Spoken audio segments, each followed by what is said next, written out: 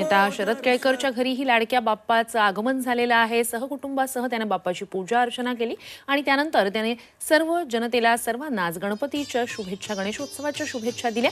सर्वांना सुखी ठेव अशी बाप्पाचरणी त्याने प्रार्थनाही केली आहे। विशेष म्हणजे त्याने बाप्पाच्या आशीर्वादाने प्रेक्षकांसाठी काहीतरी खास घेऊन येतोय असा खुलासाही केलेला आहे। मात्र ते नक्की काय असणार आहे याचा उलगडा लवकरच होईल असंही शरद केळकर म्हणालाय।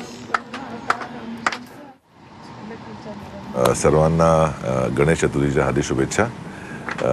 बाप्पा तुमच्या सगळ्यांच्या आयुष्यात खूप यश आणो, खूप हॅपीनेस आणो, हीच एक प्रार्थना आहे माझी। आणि बाप्पा सगळ्यांना सगळं देतो हे सर्वांनाच माहिती आहे।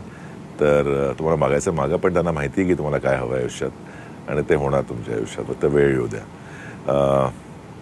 दुसरं सांगायचं काय प्रकरण की काहीतरी विशेष आणतोय तुमच्यासाठी, लवकरच सांगेन।